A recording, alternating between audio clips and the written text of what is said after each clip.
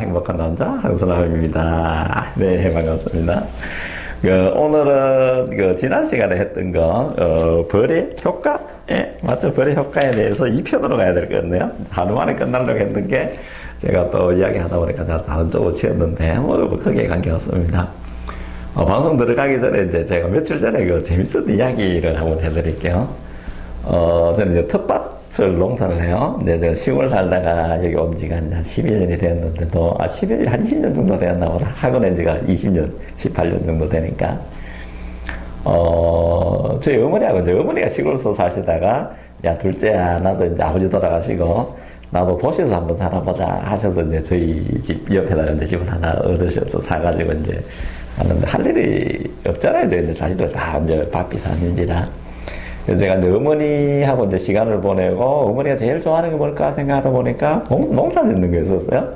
그래서 이제 텃밭을 이제 하나 구해서 하다가, 하나 더 이제 구해서 이제 구청에서 하는 게 있더라고요. 이제 연세들 어르신들 실버 농장인데, 이제 어머니가 이제 연세가 되고 하니까 매번 신청하면 이제 되더라고요. 그래서 몇 년째 하는데 밭이 2개인데.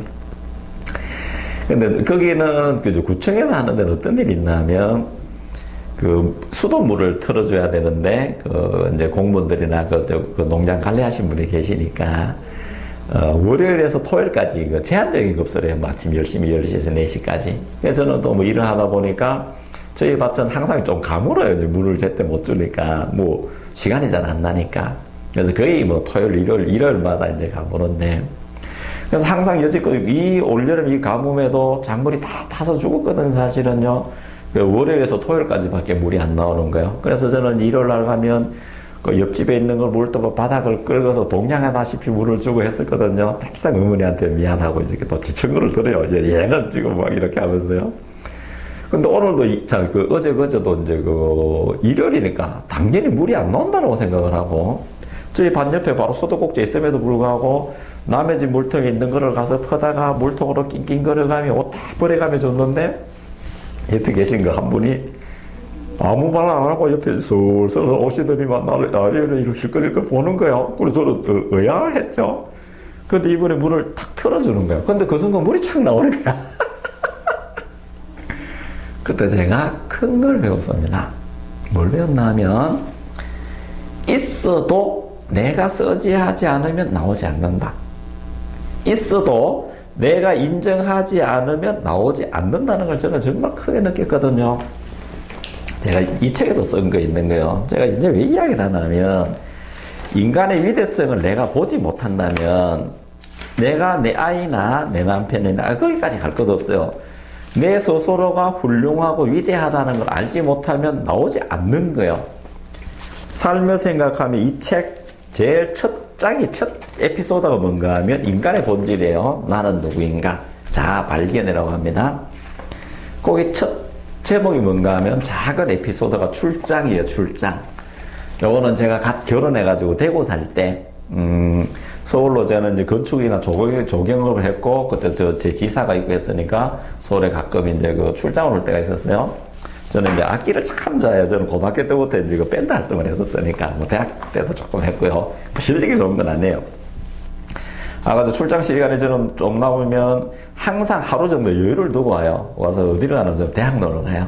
대학로 가서 아이들 연극하는 것도 보고, 노래하는 것도 보고, 뮤지컬도 보고, 막 다니고, 제일 마지막에 어디로 가나 하면 종로상가, 낙원상가를 가요. 거기 가서 이제 서울역에 차표를 끊으니까, 거기 가서 어디로 가나 하면 악기점을 가요. 가서 악기를 그렇게 보는 거예요. 너무 좋아해가지고. 근데 그때 당시 꽤 오래되었죠. 제가 가도 우리 아이들이 한 20년도 전인가 보다 중고 기타인데 100만 원이 넘었었어요. 너무나 고가인 거예요. 저는 카드를 잘 안 쓰니까 제 주머니 보니까 돈이 좀 모자라요. 그래서 내가 그걸 안 사고 내려갔어. 몇백만 원짜리 있었어요. 내려가니까 그날 제가 무슨 소리 하나 하면 옷을 이제 받아주면서 여보 오늘 출장 어땠어? 하길래 정말 좋았다. 여기 나와요 보면 쭉 나옵니다. 집에 오자마자 아내가 이야기했다. 뭐라고 어땠어요? 하니까 얘기했잖아요. 정말로 갖고 싶은 악기가 있었는데 돈이 모자라서 내가 못 샀어요. 하니까 얼마요? 하니까 100만 원 넘어요. 하니까 내가 무슨 소리 하나 하면 왜 당신이 그것도 돈이 없어요? 하길래, 이거 보세요. 내가 이거 돈이 몇십만 원밖에 안 남았는데 이걸 가지고 어떻게 사요? 그렇다고 뭐 나 좋다고 뭐 당신한테 돈 붙이라 할 수도 없고요. 그냥 왔어요. 뭐 다음에 또 사겠지 하니까, 여보 왜 그래? 내 지갑을 요렇게 여기 있구나. 휴대폰 지갑을 요렇게 넣으면서요. 요렇게 하면서 어디를 보나 하면 제 주민등록증 뒤에 제 차가 100만 원짜리 수표를 꼭 있고 이렇게 적어서 주민등록증 뒤에 돈을 100만 원 넣은 거예요. 근데 저는 그걸 몰랐거든요. 몰랐다는 거는 뭐예요? 있어도 쓰지를 못한다는 거거든요. 똑같은 거예요. 오늘도 제가 며칠 전에 우리 어머니 모시고 텃밭에 갔다가 어머니 또 풀을 보고 계시는데, 어머니 나 오늘 정말로 대단한 거 배웠어요. 야야 뭐하니? 어머니, 저 소도 꼭지가요. 나 물이 있는 걸 몰랐어요. 여지껏 내가 저렇게 해서 썼는데 틈게 나와요 하니까 우리 어머니 틀면 나오지. 이런 거예요. 우리 삶은 있는 것, 존재. 이미 나한테 있는 것을 존재해 있는 것을 인정할 때만이 힘이 나오는 거예요. 인정하지 않으면 안 나오는 거거든요. 우리 이거 숱하게 많거든요. 그래서 제가 하는 방송의 가장 근간은 발견해요. 내가 위대하다. 있는 것을 인정하자. 인정하지 않는다면 수돗물을 틀어도 안 나오는 거랑 마찬가지인 거고요. 햇빛이 와 있어도 내가 눈을 감고 어둡다라 하는 거랑 마찬가지예요. 청명간이라고 이야기를 하죠. 내가 위대성을 모르면 나 안에 위대성이 안 나와요. 안 나오면 뭐요? 남의 위대성을 절대로 볼 수가 없어요. 남이 위대한 걸 보여줘도 나는 몰라. 이렇게 되는 거거든요. 이것을 우리는 뭐요? 근데 인정하지 못하고 불러서 가는 거거든요. 그래서 예수님이나 부처님 오신 걸 여기도 적어놨네요. 여기 바로 있네. 자, 모든 종교 창시자들은 이야기하잖아요. 우리에게 위대하고 천대성이나 나와 닮은 것이 너희들이다라고 이야기를 하는데 못 믿잖아요. 그래서 예수님, 부처님이 오신 것은 인간이 원래 불로, 불사, 불생, 완전 원만한 것을 가르쳐 주려고 왔다라고 이야기하는 거거든요. 이미 아는 것을, 그러니까 이미 위대한 것을 보자는 거거든요. 그래서 이게 교육의 가장 큰 원칙인 거예요. 자, 그래서 여기 한 번 더 들어가 볼게요. 좋든 나쁘든 가난보다는 관계없어요. 내 안에 있는 위대성, 내 안에 있는 풍요로움, 내 안에 있는 평화로움, 내 안에 있는 감사로움을 인정할 때 감사가 나타나고 풍요가 나타나고 평화로움이 나타나는 거예요. 그래서 제일 중요한 것은 계제나 억압이 아니에요. 내 안에 있는 위대성을 꺼내자. 내가 스스로 억누르게 있는 게 너무나 힘든 거예요. 겉모습은 남에게 벌을 내리고 억압하라고 남편에게 짜증을 내고 아내한테 짜증 내는 것은 결국은 뭐요? 내가 스스로 옥죄어 들어가고 내 틀에서 바늘구멍으로 하늘을 보는 거거든요. 이게 절대 안 되는 거예요. 그래서 내 안에 있는 위대성을 인정할 때 저희들은 삶의 자유로움이 주어지는 거예요. 이렇습니다. 자, 그래서 이제 다시 어제 이어서 한번 가보도록 할게요. 벌은 사회적으로 오랜 역사를 가지고 있으며 인류에게 가장 오래 알려진 사회적 통제적 행위 중에 하나입니다. 그래서 우리 부모에게는, 우리들은 전혀 낯설지 않은 풍경이에요. 그다음에 익숙한 겁니다. 우리는 벌을 내고 짜증에게 너무나 익숙해 버렸어요. 그래서 익숙한 것에서 내가 탈출해야 되는데 익숙한 것에 스스로 익숙에 들어가서 그 담을 쌓고 나오지 않으려는 것이 문제이거든요. 이게 정말 어렵습니다. 그렇지, 우리가 끼어나야지 되는 거예요. 그래서 역사적으로 모든 것이 이렇게 되어 왔다. 그래서 나는 거기에 그 큰 배에 실려서 가는 경우거든. 어디로 가는지도 모르게 이렇게 가는 겁니다. 자, 이것도 한번 볼까요? 자, 저기 나오네요. 더 나아가 인류 역사 속에서 흔히 있었던 일이기에 당연하다고 인식을 합니다. 그래서 아무 거리낌 없이 또는 아무 제의식 없이 사용되고 있습니다. 이게 문제인 거야. 내가 짜증을 내고 벌을 내리고 혼을 내고 하는 게 뭐예요? 난 제의식 없이 그냥 해버린 거야. 상투적으로 해버리는 거거든요. 이거 안 됩니다. 이 절대 안 되는 거거든요. 또 특히 그죠? 우리나라에서는 자기 자식에게 벌을 주는 것은 당연하다고 생각하고 사회제도나 인식에서도 자기 자식에 대한 체벌을 묵인합니다. 지금도 묵인해요. 사랑의 매라는 거 있거든요. 학교에는 그러지 않아요. 학원에도 요즘도 학부모들 저희들 상담을 뭐라고 이야기를 해요? 아이를 혼내주세요. 때려서라도 가르쳐주세요. 그래도 절대 그거 안 되는 거예요. 제가 이제 뭐 누차 뭐 나중에 가면서 이야기하겠지만 그렇지 않아요. 그래서 멀지 않은 과거에서는 가정, 학교, 종교에서도 때리라고 이렇게 불과 100년도 채 안 되는 거예요. 우리나라가 때리지 말아라고 나왔던 게 어디에 있어요? 우리 그 소파 방정환 선생님이 어린이 선언문에 100여 년 전이죠. 그분이 어린이 선언문에 아이들은 아직 어리기 때문에 조곤조곤 막 이야기해줘야 되고요. 윽박 지르지 말고 절대 때리지 말아라고 어린이날 1회 선전문에 나와 있습니다. 그전에는 우리는 뭐 수차례 그냥 뭐 완전히 뭐 그렇게 때려왔는데 그 이후로 지금까지도 때리거든요. 그 선생님께서 어린이날을 만드시면서 우리에게 던진 메시지가 뭐예요? 절대 아이들은 인내천 사상이잖아. 하늘 같으니까 때리지 말아라고 했는데 지금도 막 때려 들어가거든요. 뭐 제가 누차 이야기하지만 안 때려본 사람 있나요? 그렇죠? 여기 판도라의 상자요. 열면 안 돼. 터붓이 되는 거예요. 이제 없애야지. 숨기지 말고. 우리나라가 이제 잠재태가 이렇게 가면 안 되는 거예요. 자, 그래서 이렇습니다. 그런데 정신의사나 정신과 의사나 심리학자, 교육자, 그다음 아동 발달에 연구하는 학생 인간 연구가들이 처벌이 인간에 미치는 영향을 분석했는데 거의 부정적으로 나타났습니다. 지금 다 그래요. 이거는 하면 안 된다고 이야기하는데 그런데 길이 없잖아요. 그래서 저희들은 벌을 선택합니다. 그런데 벌을 주는 건 무엇인가 하면 정말 중요합니다. 벌은 두려움과 공포심을 만들어냅니다. 그 다음에 또 하나 인간의 천재성, 위대성, 우리를 불행하고 하게 만드는 가장 최악의 요소가 뭔가 하면 공포심과 두려움이에요.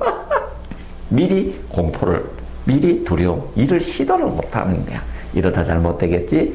야, 내가 지금 행복한데 누리면 되는데 뭐요? 이 행복이 언젠가 없어질 거야. 우리 사랑할 때 이야기하죠. 우리들 깨집을 때 좋으면 좋은 거 마음은 되는데 내가 돈이 좀 들고 아이고 이러다 없어질까 어떨까 정정건강 당연히 없어지게 되거든요. 두려움과 공포. 두려움과 공포는 어디서 제일 클 것 같아? 내 부모한테 받은 게 제일 커요. 그러니까 버림을 당했다는 것은 가슴 깊이 절절히 칼날로 새겨 들어가는 거잖아요. 우리 그렇게 컸잖아. 그럼 안 해야지. 그래서 안 해야지. 그죠? 이렇게 가는 거예요. 공포와 강제가 올바른 행동에 대한 촉진제를 쓰이지 못했고 보완한 행동을 이끌어내지 못했으며 가치관이 아직 습득되진 아이들의 경우 혼란이 많이 일어났고 오히려 여러 문제가 제기되었습니다. 아이들은 어리잖아요. 제가 지난 시간에 이야기했죠.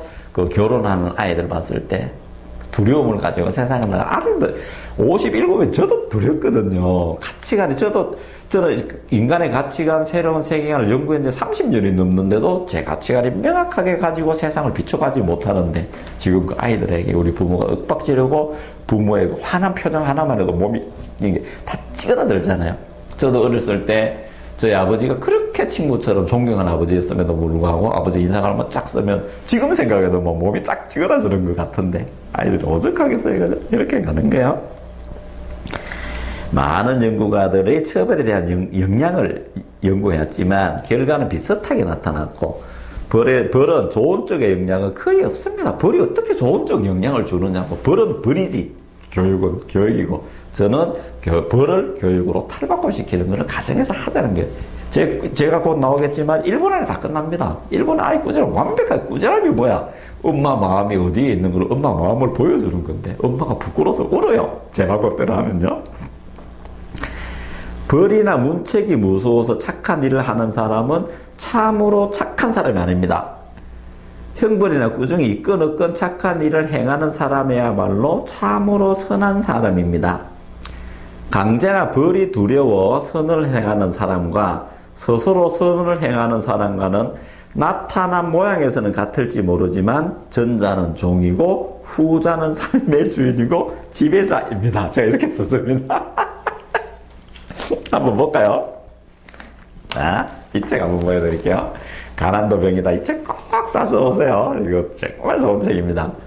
제가 1000몇백 개 연구 중에 제게 선택에 대해서 이거는 돈 500만원 미리 성금 받고 썼는 책입니다. 자, 한번 볼게요. 한번 봅시다. 가난도 병이다. 여기에 보면 정직편. 어떻게 하면 내가 부자가 되고, 부자가 되면 마음 부자 맞아요. 부자도 되고, 풍요롭게로 살고, 하는 일이 저절로 잘 될까? 여덟 번째 덕목 중에 정직이에요. 요거는 인간의 본질, 내 안에 있는 거짓하고 정직하고 어떤 게 좋을 것 같아요? 정직이잖아. 그러면 정직이 진짜야. 거짓은 가짜예요. 너무나 쉽잖아. 가짜를 선택하지 말고 거짓을 바꾸려고 하지 말고 정직으로 가버리면 되는 거야. 이렇게 합니다. 여기에 내보면 제가 이제 다른 걸 가지 않고요. 이거는 정말 좋은 곳이 있습니다. 죄라는 어원이 어디에서 나왔는가? 죄라, 요거 잠깐 할까요? 죄라는 거는 일본말로 첨이라고 해요. 첨이. 이렇게 써서 이렇게 써서 한문으로 이렇게 써고요. 이렇게 쓰는데 이거는 점이에서 나왔습니다. 점이. 일본말로 점이라는 건 뭔가 하면 무엇을 덮어서 가리는 게 점이에요. 점이. 이게 죄라는 거는 인간의 본성, 위대성을 덮어서 가리는 게 죄예요. 그러니까 인간의 본성이 가려져서 있는 가짜의 모습이 죄예요. 죄. 요것을 끄집어내서 본성을 끄집어내는 건 뭔가 하면 부모나 주변 환경, 주변에 계신 어른의 역할이에요. 줄탁 동실하잖아요. 병아리가 깨고 나올 때 부모가 한 번만 딱 쪼주면 되는 거야. 엉뚱한데 쫓지 말고. 근데 우리는 부모는 뭐요? 인간의 본성을 죄라고 덕지 아예 막 밀봉을 시켜버리는 거야. 우리 부모들 반성해야지 되는 거야. 네. 그래서 여기 나왔네요. 덮어 씌우다 있는데 이런 인간의 본질, 진선미를 덮어 씌우고 가려서 인간의 위대성이 나타나지 않는 불행한 상태를 말한다. 이렇게 적어놨어요. 이거는 209쪽에 나와요. 요거까지 다 읽어주면 제가 시간이 너무 많고 그래서 안 되는 거예요. 여기 나오네요. 구름이 태양을 가렸지만 태양을 밝게 빛나고 있습니다. 이런 거요. 태양이 없어지지 않아요. 불행은 진실로 존재하는 것이 아니다. 이렇게 가 있습니다. 자, 이걸 한번 볼게요. 맑은 하늘이나 태양은 무엇을 더하지 않아도 완전하듯이 인간의 본질 역시 죄라는 거짓은 있건 간에 이미 완전한 거예요. 절대 섞지 마세요. 우리 교육은 너무나 쉽습니다. 자, 여기 한번 볼게요. 아까 같은 내용 211쪽에 위에서 여기서 가볼까요? 210쪽의 밑에서 셋째 줄 이제 볼게요. 거짓은 진실로 존재하는 실상이 아니고 진짜처럼 보이는 가상이다. 존재하지 않는 가상을 없애려고 노력하는 것이 아니라 실존인 참을 나타내면 가상인 거짓은 저절로 물러간다. 악이나 죄나 아이들의 나쁜 행동은 물러간다는 얘기인 거예요. 요것을 이제 우리말로 하면 뭐라고 했어요? 칭찬. 본질을 인정하자는 얘기인 거예요. 그런데 우리는 진실로 존재하는 참이 자신이라고 인정하지 않고 남을 속이거나 겉에 드러나는 것을 동일시해서 그 사람을 나쁘다라고 가는 거예요. 그래서 거짓말을 하면 벌을 받는다는 공포심에 기대어 죄를 억제하지만 근본적으로 해결되지 않는다. 자, 마치 여기 나와요.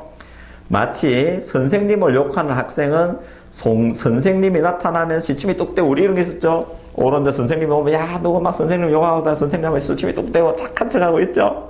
하고 나면 또 욕을 할까요 안 할까요? 하거든요. 자, 이런 거요. 근본적으로 해결되지 않는다. 마치 선생님을 욕하는 학생은 선생님이 나타나면 시치미를 뚝 떼고 조용히 있다가 선생님이 어디 가고 없으면 욕을 하고 선생님이 다시 나타나면 가만히 있는 것처럼 거짓이라는 것은 죄를 지으면 벌을 받는다. 아이들이 죄를 지으면 벌을 받는다 해서 아이들이 안 바뀌어요. 아이들은 다소 나쁜 행동이나 죄를 짓고 규범이나 규약을 깨트렸을 때 교육을 받는다. 언제든지 손 내밀면 내 부모나 내 선생님은 내가 올바른 길 위에 있게 올려줄 수 있게끔 교육을 받는다라고 알아버리면 아이들이 안심을 해요. 그런데 우리는 그때 벌을 내리고 아이를 동일시하고 벌로서 죄로서 꽁꽁꽁꽁 싸매버리고 아이를 옴짝달싹하게 못 만들었고 너 왜 그러라고 하거든요. 누가 잘못했을까? 부모들 반성을 해야지 되는 거예요. 한 번 실수해보면 안 나온 말, 메커니즘이 이렇다는 얘기인 거예요. 제가 강의를 가보면요. 저는 그래도 이런 소리 잘하는데 뒤에 앉아서 엄마 아빠들 쿨쩍쿨쩍 울어요. 저도 막 강의하다 서서 막 눈물이 뻘게 제가 눈물이 워낙 많은지라 막 눈이 뻘개가지고 저도 울고 아이고 잠시 쉬었다 합시다 뭐 이렇게 가거든요. 이런 거야. 아이들이 우리를 가르쳐주는 천사였잖아요. 엄마 아빠 나를 위대성을 봐요. 엄마 위대성을 봐요. 제발 사랑을 꺼내. 나는 지금 꽁꽁 갇혀있어. 나의 위대성은 나가려고, 나의 본성은 나가려고 하는데, 쌓여있는 건 너무 답답해. 이거 좀 뚫어보자 하는 그 신호를 모르고, 너 이 새끼. 누구 닮았니? 하잖아요. 누구 닮았을까? 누구 닮았을까요? 이게 그래요. 이렇습니다. 그렇죠? 공포심만 죄를 지으면 벌을 받는 게 아니에요. 교도소도 뭐예요? 교도소 물론 벌로고 하지만 교육을 받는 거지. 이해가시나요? 아이들이 다소 당연히 잘못하죠. 규범, 교약 그런 걸 어겼을 때 벌이 아니에요. 따끔한 벌이 아니에요. 올바른 교육을 받아야 아이들이 안심을 하고 부모로 스승을 믿고 손잡고 나오지. 넘어졌을 때 얘들이 그 자리에서 일어서야지. 죄라고 벌을 내리면 뭐요? 그 자리에 쑥 들었다 언제 어디서 튀어나와? 언제 일어서? 그죠? 못 일어서 시도를 못 하는 거야. 사이 삥삥삥삥 돌게 되거든요. 이게 막 할 말 너무나 많아. 막 급품이 나는 거야. 가만있다. 자, 이렇습니다. 죄를 받는다는 공포심만으로는 근본적으로 인간이 고쳐지지 않는다. 이놈, 선생님이 언제 나타날지 모르니 거짓말 하지 마라. 하고 위협을 하면 그 순간에는 혼날 것 같은 공포심으로 그칠지 모르나 아무리 기다려도 선생님이 나타나지 않으면 그 학생은 또다시 욕을 하게 된다. 우리 많이 경험했죠? 따라서 공포심으로 거짓말이라는 죄를 짓지 않는 것은 가짜의 나가 진짜의 나로 안 바뀌는 거야. 아이를 혼내고 벌을 내서 바꾸려면 그 겉모습에 가짜가 진짜의 본성이 안 나타난다니까.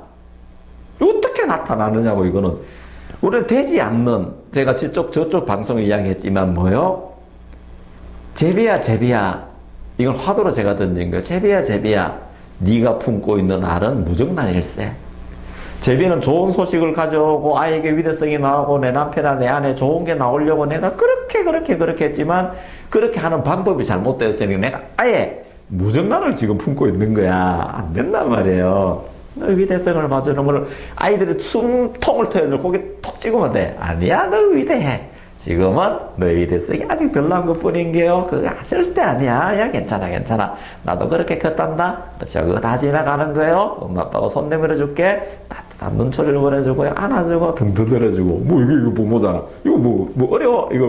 이거 배우는데 뭐 석사 박사 해야 돼요. 그냥 하면 되는 거잖아. 그렇죠? 이렇게 가는 거예요. 공포심이 없으면 다시 가짜의 나가 또다시 나타난다.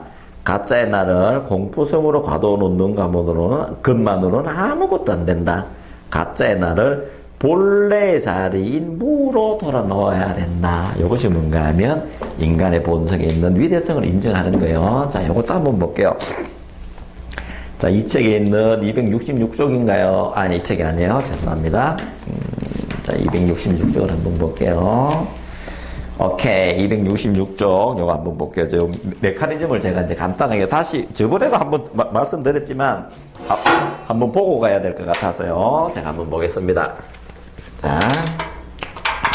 자, 아이들이 부모가 얘야 공부해라, 뭐 착한 일이라고 씁시다.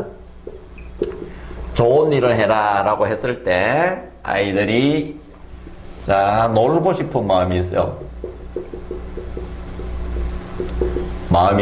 놀고 싶은 마음이 있는데 부모들이 이것을 가지고 억압을 해가지고 아이들에게 잘하라고 만듭니다. 여기 보면 뭐예요? 뭐를 먹어요?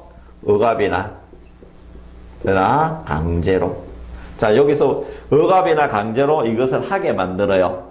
자, 그런데 그럼 부모가 억압이나 강제로 아이들을 힘들게 하게 만들면 일시적으로는 놀고 싶은 마음이 가려져요. 그래서 공부나 착한 일을 해요.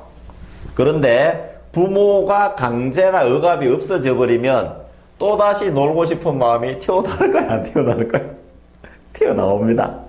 자, 근데 우리는 계속 이 방법을 가는 거예요. 놀고 싶은 마음, 아이들이 뭔가를 하고 싶은 욕구를 강제나 억압으로 내 방향대로 내가 끌고 가려고 했는데 이것이 없어져 버리면 항상 이것이 튀어나오더라. 아까 선생님 욕하는 거나 똑같은 방법인 거예요. 이 방법으로 절대로 바뀌지 않습니다. 자, 여기 나오죠. 보면 강제나 억압으로 공부하게 하면 놀고 싶은 마음이 억눌러져 있다가 이것이 없어지면 툭 튀어나온다. 자, 이래서는 인간이 절대로 밝아질 수가 없습니다. 강제나 억압은 뭐예요? 이거는 무엇인가 하면 허상이라고 했죠. 허상.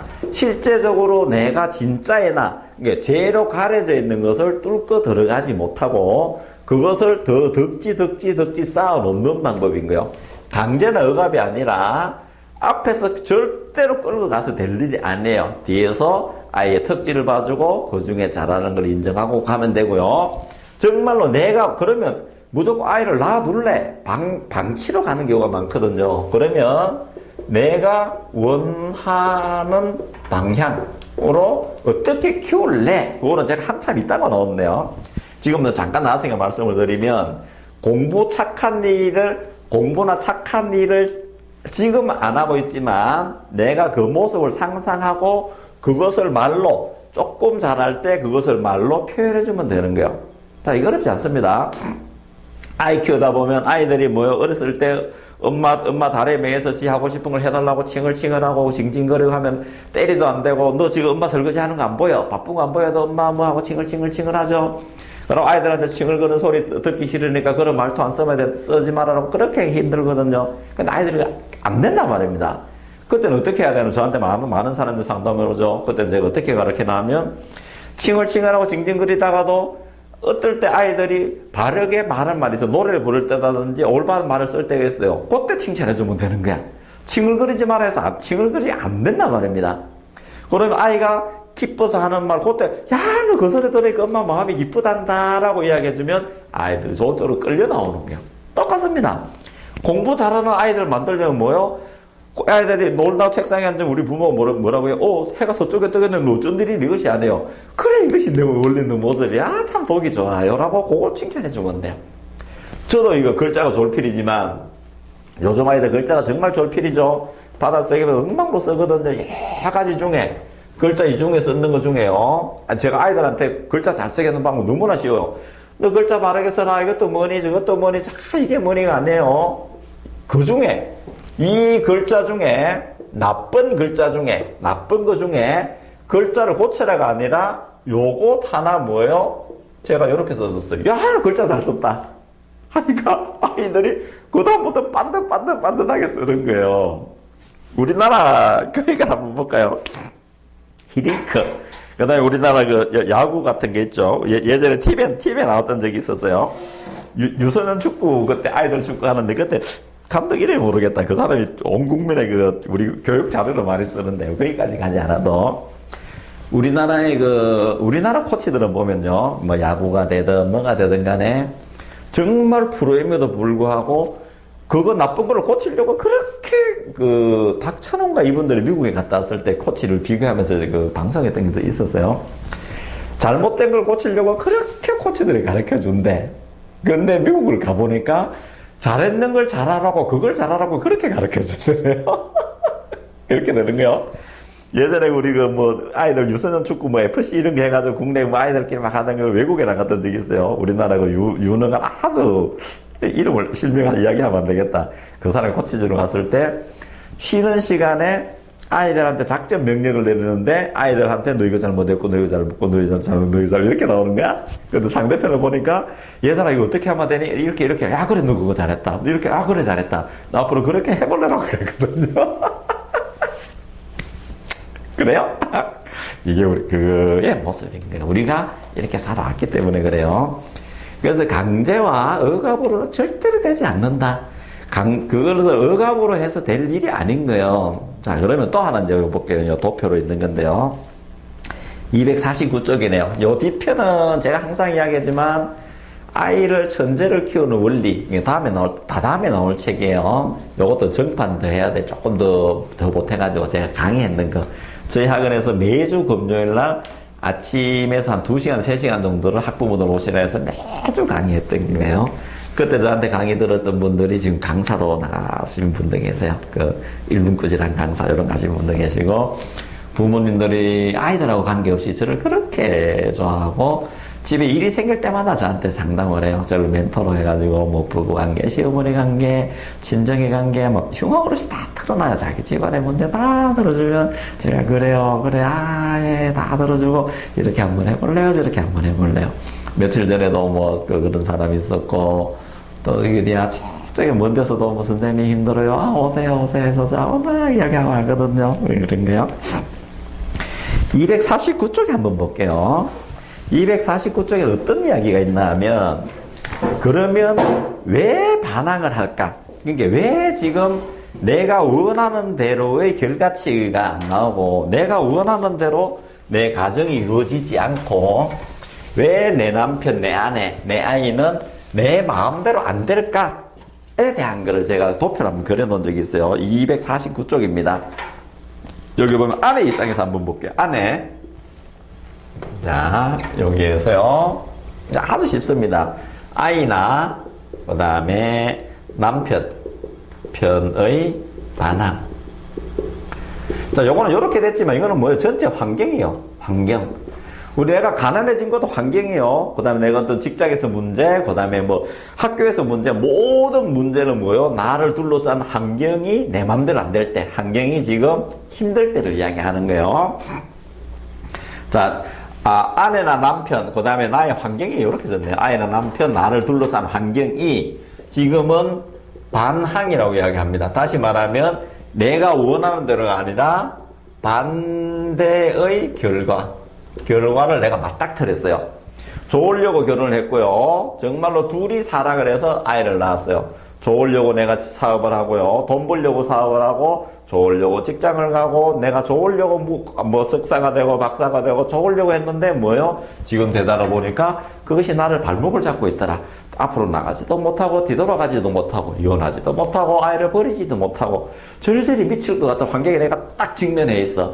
이때 왜 이런 일이 생겼느냐는 얘기인 거야. 제가 늘상 이야기하는 거예요. 내가 어떻게 본다? 왜곡되고 굴절되게 보더라. 굴절되게 세상을 보더라는 얘기입니다. 자, 지금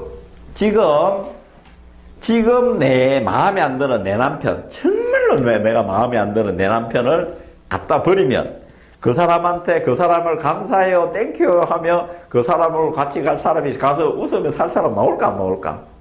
나옵니다. 내가 그렇게 맞다는 얘기인 거예요. 그래서 지금 반항과 반대의 결과는 누가 만들었다? 내가 남편이나 아이나 그 다음에 환경의 어떤 사랑, 그 다음에 나한테 좋은 조건을 나를 일깨워주고 나를 성장시켜주고 이미 있는 실조를 보지 못하고 내가 왜곡돼서 굴절되고, 다시 말하면 사랑으로 보지 못하고 내가 실존, 그 다음에 존재로 보지 못하고 어떻게 본다? 왜곡돼서 굴절돼서 나온 것이 반항이나 반대 결과예요. 자, 그러면 이 반항과 반대의 결과를 바꾸려면 내가 보는 왜곡된 거, 굴절된 거를 뭘로 봐야 돼? 인간의 본질. 지난 시간에 말씀드렸죠. 인간의 본질 어떻게 말씀드렸어요? 지지난 시간에 존재와 비존재, 그 다음에 실상과 허상에서 있는 것. 여기는 뭐요? 행복, 여는 불행, 그 다음에 뭐요? 진, 선, 미, 그 다음에 진, 위, 선, 악, 미추처럼 오로지 좋은 것만, 그 중에 좋은 것 하나라도 발견하는 힘에서 뭐가 나온다? 사랑이 나온다. 자, 그러면 지금 맞닥뜨린 내 남편, 내 아이, 그 다음에 내 직장, 내 가정 환경, 그 다음에 돈이 많고 적고 이런 것들은 뭐예요? 나에게 왜곡되고 굴절되는 시야를 보는 것이 아니라 뭐를 꺼내라는 거예요? 나에게 이미 존재해 있는 행복과 진짜와 진선미와 웃음과 섬과 감사, 사랑을 꺼내는 신호였다. 그러면 이 반항과 반대의 결과는 뭐예요? 나를 일깨워주는 서성이었다. 이렇게 가는 겁니다. 그래서 화가 나는 이유, 그 다음에 내가 세상 아이들을 그 사건이 뭐냐 하면, 이 반항과 반대의 결과는 뭐예요? 내 마음을 보여주는 거울이에요. 100%입니다. 100%. 그런데 이 거울을 바꾸지 않는 한 저희들은 절대로 좋아지지 않습니다. 그래서 제가 항상 이야기하는 거 그렇죠? 이혼할 때 전제 조건. 저는 뭐 상담을 보면 이혼도 많이 시키거든요. 이혼할 때 전제 조건이 뭐라고 말씀드리나 하면 지금 그 남편, 그 아내에게 감사하세요. 그런 사람들이 깜짝 놀라요. 감사할 것 같으면 내가 왜 이혼을 하느냐고. 지금 미워하는, 내가 정말로 미워하는 마음을 가지고 이혼을 해버리면 좋습니다. 지금은 이혼했으니까 홀가분해. 근데 내 마음 상태는 미워하는 마음이 아직 그대로 있겠죠. 살다 보면 또 다른 남자가 오겠죠. 처음에는 좋아. 근데 조금 있으면 뭐예요? 미워하는 마음이 또 나올까 안 나올까? 또 나가죠? 또 다른 사람이 와. 나는 항상 미워하는 마음을 가지고 있으니까 이 사람을 만나면 또 밀어내, 또 밀어내. 그러면 뭐예요? 이 사람은 뭐예요? 그러면서 무슨 이야기를 해? 무슨 복이 없는데, 부모 복이 없으면 남편 복도 없고 자식 복이 없다. 이것이 아니에요. 내가 한번 밀어냈을 때, 이 사람은 절절히 밉지만, 누구를 위해서, 나를 위해서 내가 기쁜 마음과 감사한 마음을 내면, 그 다음에 다소 미흡하더라도 그 파동에 맞게끔 맞는 사람이 와서 기쁜 마음, 감사하는 짝이 나와요. 직장을 그만둘 때도, 친구 관계도 직장을 그만둘 때도 되게 싸우고 나오죠. 안 좋게 나온단 말입니다. 그리고 그것이 아니라 안 좋게 나왔더라도 내가 잘리더라도 뭐예요? 잘라 저 회사 내가 안 된다 고소고발 이거는 웃으면서 해도 돼. 그렇지만 내 마음은 뭐예요? 그동안에 있었고 그동안에 돈을 얼마나 더 배웠고 벌었고 그 당시 내가 조금이라도 뭐를 배웠고 거기서 있었을 때 내가 감사하는 마음을 내면 어떤 일이 생겨요? 나한테 좋은 일이 생겨요. 오래전 일이에요. 그거는 어느 책에 있나 모르겠다. 저쪽 책에 있겠구나. 거기는 어떤 일이 있었냐면 대구 외관에 미군 부대가 통폐합될 때의 일입니다. 요건 저희 스승님이 이제 상담을 했던 건데요. 통폐합이 될 때 보니까 그 회사 부대가 통째로 없어지는 거예요. 그러니까 다가 실직 상태가 되잖아요. 그때는 뭐 노조 뭐 이런 것도 없었어요. 미군 부대가 그냥 가버리면 끝나요. 그게 일하신 많은 분들이 가서 이거 내 일자를 내놓으세요. 뭐를 대체해 일할 때 내놓으세요. 아무리 농성을 해도 안 되는 거예요. 우리나라도 잘 안 되는데. 그 중에 이제 한 사람이, 이제 저희들 제일 마음 공부를 했던 사람인 거예요. 그래서 이제 집에 가서 곰곰이 생각해 보니까 20몇 년을 내가 거기서 일을 하면서 그래도 직장에 월급 제때 나왔고, 나름대로보다도 또 괜찮은 직장에 그 시점에도 미군 부대 근무하면 꽤 괜찮거든요. 그 다음에 자기 자식들 공부 다 시키고 다 이게 너무 고맙더래. 그래갖고 집에 와가지고 이제 부대가 다 이전하고 다른 사람들은 농성을 하고 막 하고 법적 소송을 한다 할 무렵에 이 사람 집에 와가지고 여보 빨리 떡 좀 맞춰주세요. 지금 생각해보니까 너무 고마웠다. 야, 이 정말 내가 감사했다 하니까 이 아내도 대단하죠. 떡을 가서 다 만들어가지고 이 사람이 아침에 이제 가서 보따리 싸가지고 직장을 찾아갑니다. 그 미군 부대 가니까 미군 부대에서 막 그걸 짐을 싸려고 정리하고 막 하더래. 근데 이 사람이 이제 들고 가가지고 직장 상사 이제 군속 미군한테 정말 고맙다. 내가 여지껏 당신네들 덕에 그래도 내가 먹고 살았고 자식도 잘 키웠고 너무나 감사하다. 내가 감사한 마음을 표할 길이 없어가지고 너무나 급해가지고 밤새 떡을 만들어서 가져왔다니까 이 미군 그 사람이 깜짝 놀라더래요. 이 사람은 뒷일, 너무, 뒷일이 허드렛 일을 하는 사람이었거든요.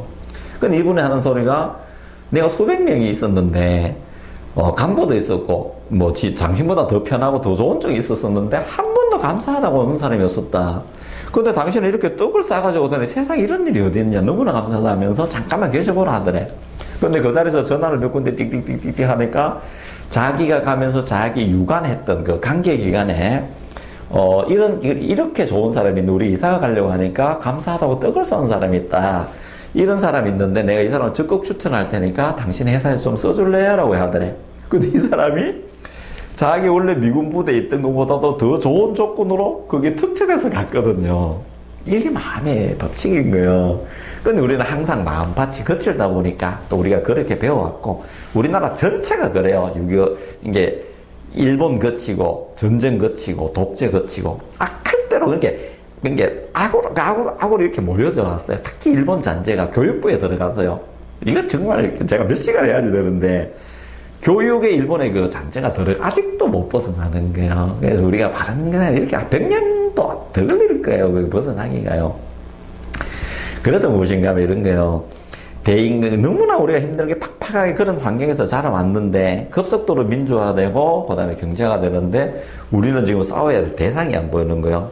공산주의, 민주주의 없어지고 우리의 주적 개념이 없어지고 너무 교묘해지는 거야. 그게 다 아웃사이드로 밀려나가는 거거든요.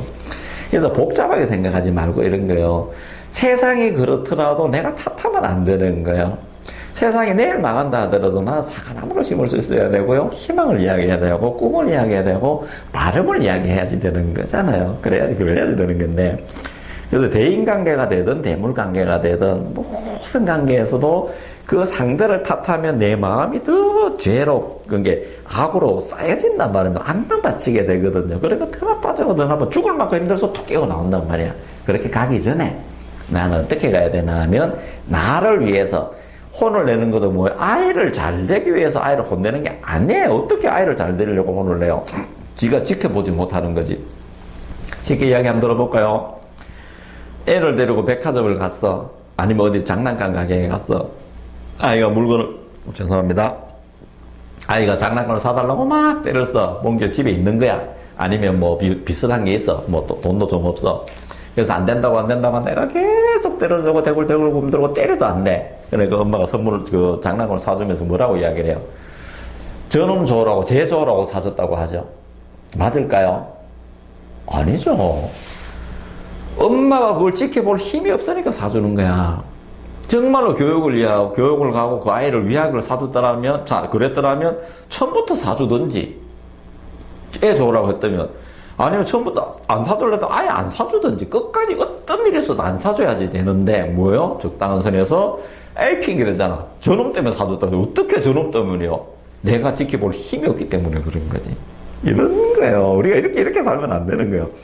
그래서 내 마음이 항상 부드러움, 평화로움, 실존해 가야지 돼. 그래서 벌로서 악을로 바꾸려고 하는 것은 대상을 바꾸지 못한다. 그리고 내가 더 나빠진다. 이렇게 되는 거예요. 처절하게 가슴에 먼지만 쌓이는 거예요. 그래서 아이가 벌을 내려야 될 때 교육을 원하듯이, 그럼 아이가 벌이 가야 될 때 교육을 주는 내 부모는 뭐요? 위대한 사람이 되는 거예요. 내가 부드러워지는 만큼 아이들은 저절로 위대해지는 거잖아. 이거 벌을 보고 싶다는 거잖아요. 선순환이 되는 거거든요. 그래서 벌은 절대로 나빠지는 않는, 참 좋아지지 않는다. 그래서 그때 교육을 내려야지 되는 거예요. 그러자면 부모가 위대해져야 되는 거야. 위대하는 걸 어떻게 가야지? 딴 거 필요 없어요.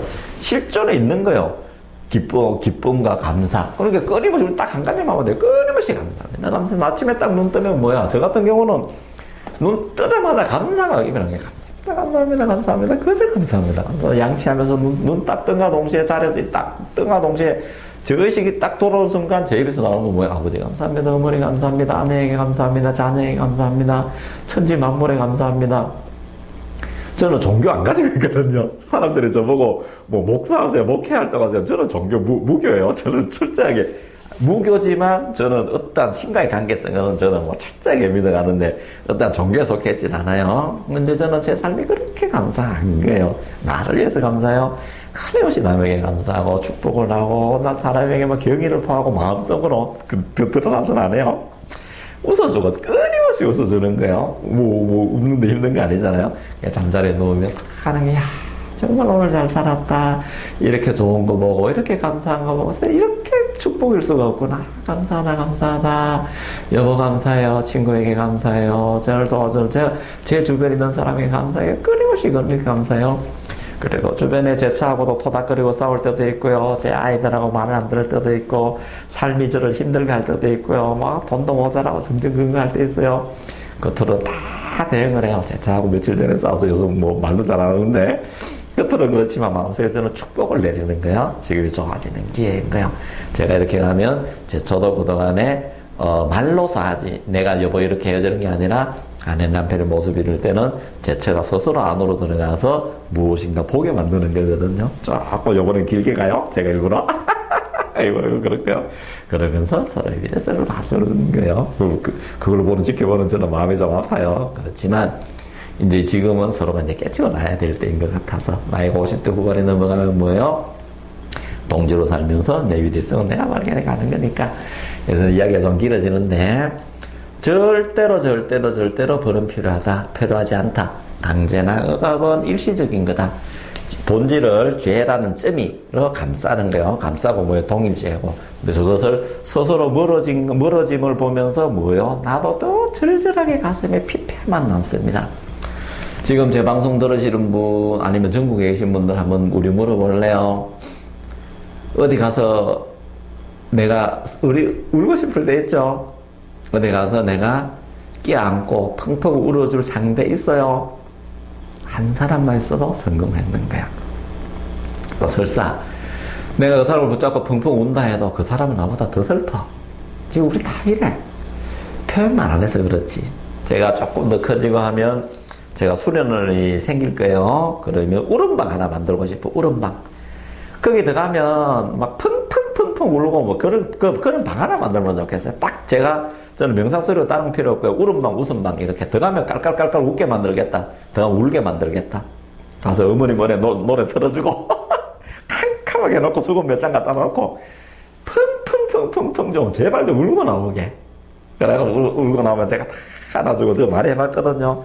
집중수행할 때 저는 이제 막 울고 제가 이제 다 안아줘요. 얼굴이 환하게 나와. 그러고 난 뒤에 자꾸 웃기어서 그래요. 깔깔깔깔깔 웃거든요. 너무 다 끝나는 거야. 그래서 절대 벌로 가지 말자. 벌을 하는 순간 누가 나빠진다? 내가 나빠진다. 세상을 꽁꽁꽁꽁꽁 싸매고 내가 자꾸 멀어지더라. 이런 삶이 지속이 되면 뭐요? 벌은 허상이니까 허상이 나타나요. 나한테 가정에 우환이 끼고 병이 생기고 그게 계속 지속이 되면 뭐요? 가정에 큰 사건 사고나 병이 들고 그 다음에 이런 거는 뭐요? 나의 위대성, 나의 사랑을 꺼내는 신호인 거예요. 그래서 벌은 절대 오늘부터 끝난다. 저 바퀴벌레와 그 다음에 파리와 다른 점은 무엇인가 하면 어떤 일을 행했을 때 내가 좋은 쪽으로 가려는 것이 나한테 있기 때문에 그런 거예요. 뭐 파리하고 바퀴벌레 생각 안 한다고요? 생각하는지 안 하는지 어떻게 알아? 그거 모르는 거예요. 우리 그렇게 단편적으로 살면 안 돼. 단 다른 거 하나는 뭐예요? 내가 부끄러워졌을 때 그것을 바꾸려고 하더라. 그 부끄러움을 느끼는 뭐예요? 본질은 나는 위대하더라. 그것이 바른 교육인 거예요. 그래서 가정이라는 교육의 장은 나의 위대성을 끄집어내주는 가장 최적의 장소였다. 어떻게 내가 저 인간을 만났지가 않네요. 그분을 통해서 내가 위대해지는 가장 최적화된 교육의 장에 내가 들어가 있는 거야. 지금 내 가정에 힘든 거는 뭐요? 내 성장에 필요한 것이 지금 딱 나타나는 거야. 그래서 앉아서 감사하시면 돼요. 남편에게 감사합니다. 아내에게 감사합니다. 시아버지 감사합니다. 시어머니 감사합니다. 친정아버지 감사합니다. 친정어머니 감사합니다. 그리고 나를 쏙 빼닮은 내 자식들. 정말 금지옥엽이잖아. 감사합니다. 아이를 처음에 안았을 때 그 느낌처럼 가슴 벌렁벌렁 하는 느낌 있잖아. 그것보다도 더한 절실한 마음으로 아이들에게 축복을 내려주고 감사하고 그런 게 되었으면 해요. 분명하게 될 거예요. 뭐라고 하고 힘을 모아서 이런 것들을 만들어서 우리나라 한번 바꿔보면 좋지 않을까? 이제 그렇게 갔으면 해요. 네, 마지막 읽어드리고 갈게요. 처벌은 인간의 행동을 변화시킬 수가 없습니다. 있습니다. 그러나 그 변화는 보통 일시적이나 짧은 기간만 효과가 있을 뿐이고 강제나 벌이 없어지면 언제든지 좋지 않은 행동이 나오게 됩니다. 벌의 효과는 백해무익입니다. 해보셔서 아실 거예요. 절대로 그렇게 하지 말고요. 힘들게 하지 말고 있는 실상을 인정하자. 내가 위대했다. 위대한 나를 데리고 사는 그분은 더 위대하다. 위대하고 위대한 부부에서 태어난 아이는 위대함의 덩어리였다. 이렇게 되는 거거든요. 자, 그런 가정을 이루신 우리 여러분들 제가 축복을 드리고요. 바로 좋아질 거예요. 그러니까 조금 힘드신 분들은 제 톡으로 전화를 주세요. 그럼 제가 상담을 다 해드리도록 하겠습니다. 잘 들어주셔서 감사하고요. 여러분 사랑합니다. 네, 감사합니다.